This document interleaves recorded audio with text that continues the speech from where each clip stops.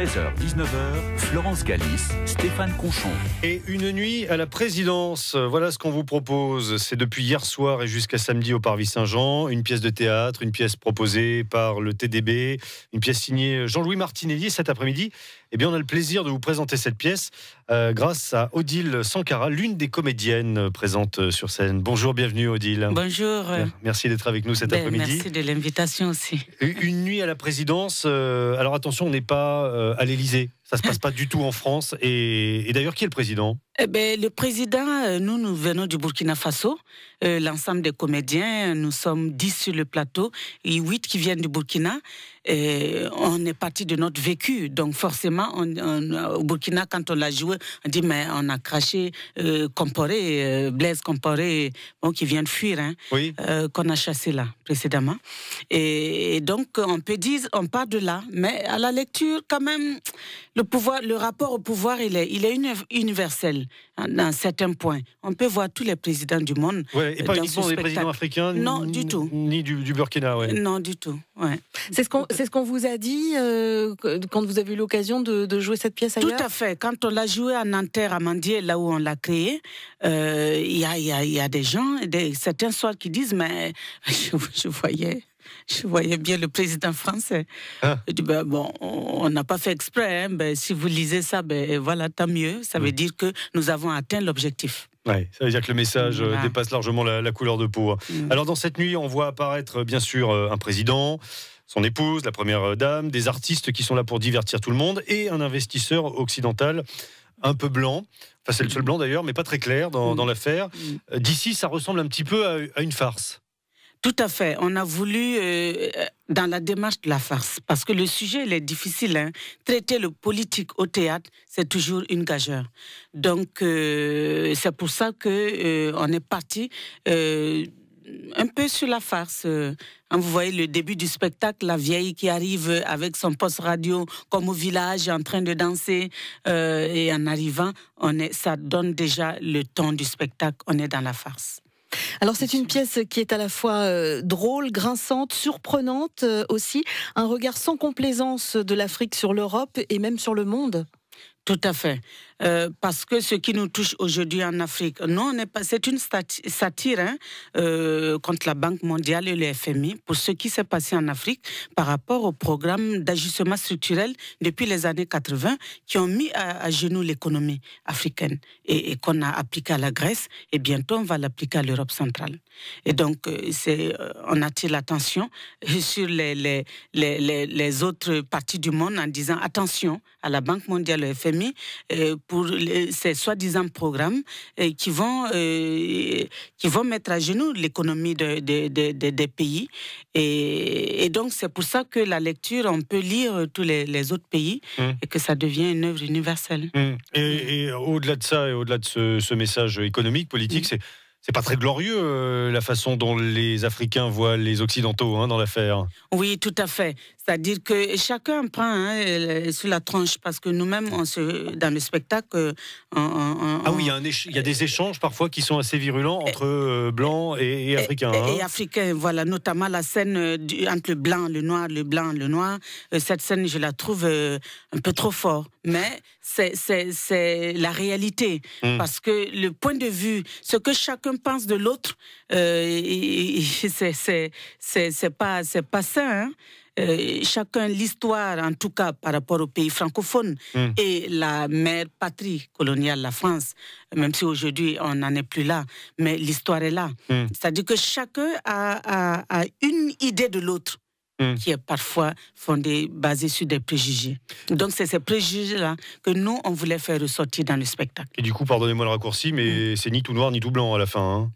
Tout à fait. Ouais. Et c'est ça qui est formidable.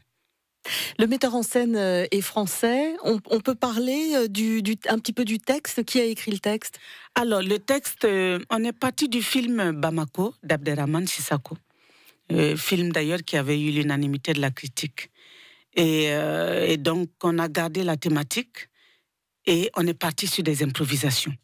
Donc, il nous a mis en situation de jeu, il nous a donné la thématique et on a parlé. Sauf qu'il enregistrait et il a transcrit.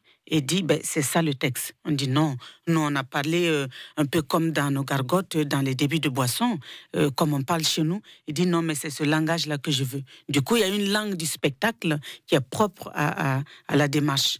C'est sur improvisation, on est dans la littérature orale. Et souvent, la langue, elle est vraiment décalée.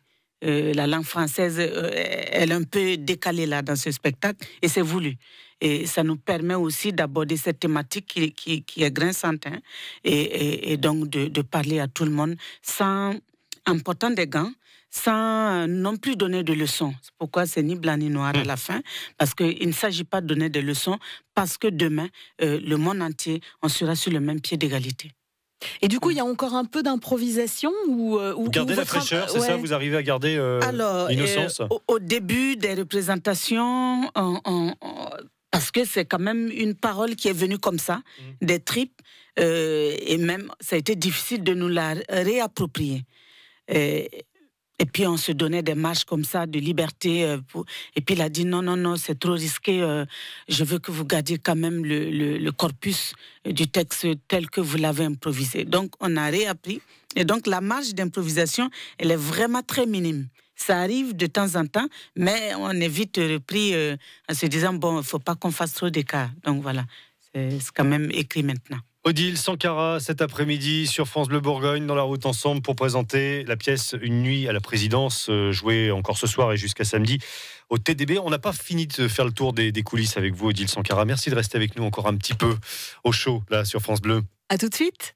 Tout à l'heure. France Bleu, France Bleu. France Bleu Bourgogne.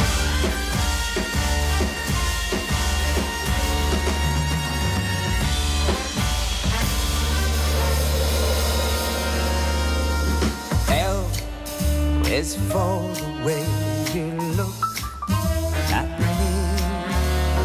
O is for the only one I see. V is very, very extraordinary. E is even more than Anyone that you adore. your love is all that I can give to you. Love is more than just a game for two. Two in love can make it. Take my heart and please don't break it. Love was made for me and you.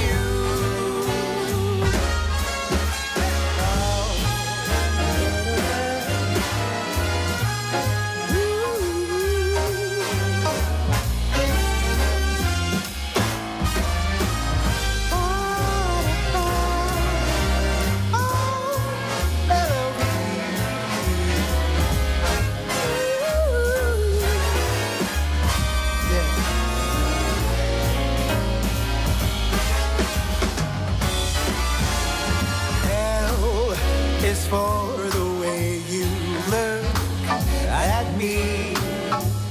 O is for the only one I see. B is very, very extraordinary. E is even more than anyone that you adore can love. is all that I can give to you. Love is more than just a game for two. Two In love, can make it. Take my heart, but please don't break it. love Was made for me and you. Yeah, love was made for me and you. Oh, love was made for me and for you. you.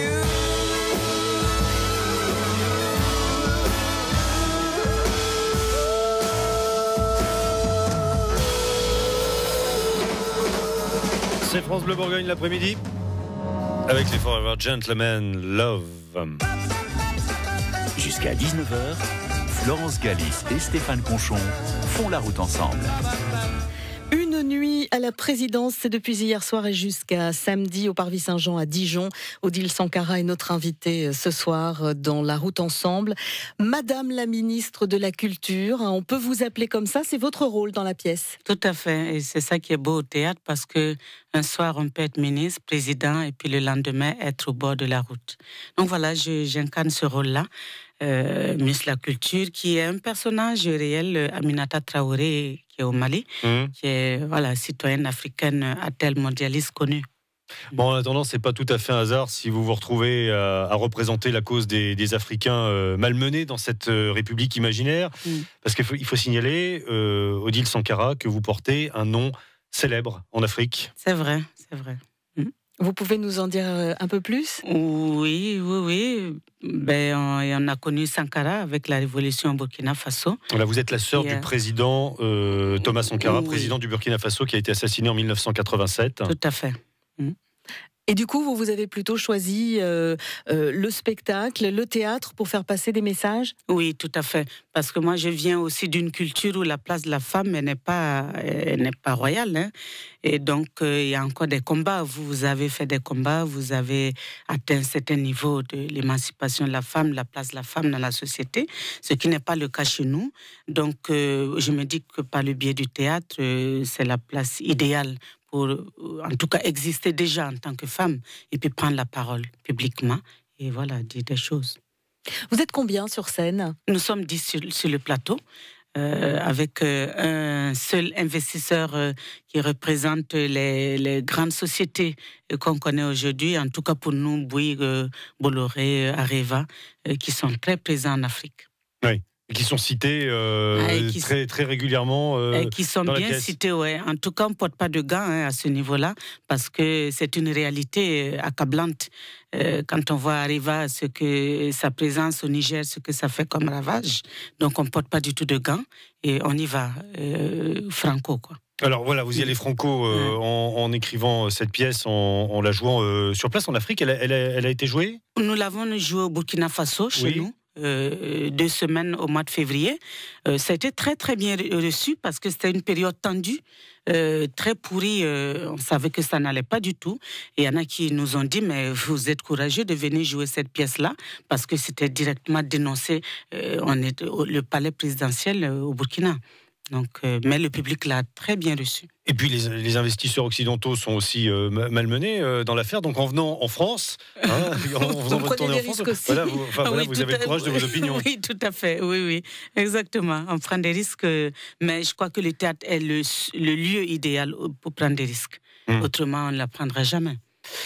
Il y a de la musique aussi, il y a de la musique jouée en live par de vrais musiciens, comédiens. C'est pour apporter justement un peu de légèreté aussi ? Oui, un peu de légèreté, mais je pense que la musique, en tout cas pour moi, c'est la colonne vertébrale du spectacle et ça donne la dramaturgie du spectacle, mais de façon très légère, qui permet à chacun de prendre du plaisir dans le spectacle et d'y entrer. Parce que c'est pas facile d'y entrer dans le spectacle, parce que partout on en plein sur la figure. Et quand la musique arrive, c'est vrai que ça apporte beaucoup de légèreté et beaucoup de plaisir aussi. Et les mélodies sont très belles. Ça a été composé par Elema, qui est un grand compositeur africain qui vit à Paris. Et puis le texte aussi, les textes sont très très beaux. Donc visiblement, c'est une pièce qu'on n'oubliera pas en sortant de la salle. C'est une pièce qu'on ne peut pas oublier. Stéphane, parce que vous l'avez vu hier soir. Voilà, j'étais à la première, donc c'est une pièce dont on ne sort pas indemne, parce que vous le disiez, il y a de la légèreté au début avec la musique, avec cette ambiance un petit peu festive. Et puis on se rend compte très rapidement qu'il y a un discours derrière. La mémoire de votre frère très présente aussi. Tout à fait, oui. À travers le discours de l'OUA sur la dette, qui est intégralement chanté dans le spectacle. Voilà, et que vous commentez d'ailleurs à un moment, j'imagine que pour vous c'est une dimension assez personnelle. Oui, tout à fait. En plus, quand on se parle avec le président, nous on parle d'un vécu qui est le nôtre. Donc, il y a tous les ressorts, le sous-texte qui n'est pas dit, le non-dit, et qui porte aussi certains passages du spectacle. C'est vraiment un vécu, ce spectacle-là, pour nous. Parce que tout ce qui est dit, c'est ce qu'on dit dans nos débits de boissons, dans la rue. C'est un discours de la rue que nous portons sur le plateau, mais un discours qui part d'une réalité. Voilà, d'un pays, de plusieurs pays d'ailleurs, parce que l'Afrique, n'oubliez pas, nous avons les mêmes mots partout, à des échelles différentes, mais l'Afrique, elle est pareille, l'Afrique noire en tout cas. Donc du coup, on peut lire le Burkina, bien sûr, mais on peut lire, je sais pas, la Côte d'Ivoire, le Mali, le Gabon, tout ce qu'on veut comme pays africain. Une nuit à la présidence, c'est donc jusqu'à samedi au Parvis Saint-Jean, à 20h, sauf samedi, c'est à 17h. Et vous noterez une rencontre à chaud, jeudi soir. Ça, c'est intéressant. Pour prolonger le moment comme celui qu'on a eu cet après-midi, ça sera à l'issue de la représentation. Et puis une causerie aussi sur le thème « L'Afrique d'aujourd'hui est-elle l'Europe de demain ?» C'est la question posée. Ça sera samedi à 14h30. À 14h30, ouais. Et il est largement conseillé de réserver. Voilà, allez-y de notre part, vous serez très bien accueillis. C'est avec le TDB. C'est en ce moment, c'est la pièce à voir absolument cette semaine à Dijon. Et Odile Sankara, merci infiniment d'être venue nous voir cet après-midi. Merci à vous. Et bien justement, on va vous offrir des invitations pour aller voir cette pièce maintenant, si vous avez certainement envie, parce que c'est vrai qu'elle est très émouvante, Odile Sankara, quand elle parle de ce spectacle. On a des invites pour la représentation de vendredi soir à 20h. Vous nous passez un petit coup de fil maintenant au 03 80 42 15 15. C'est ça. Invitation pour 2 personnes. Pas de conditions, pas de questions. Vous passez juste un coup de fil et les invitations sont pour vous. À tout de suite. France Bleu Bourgogne vous invite. 03 80 42 15 15.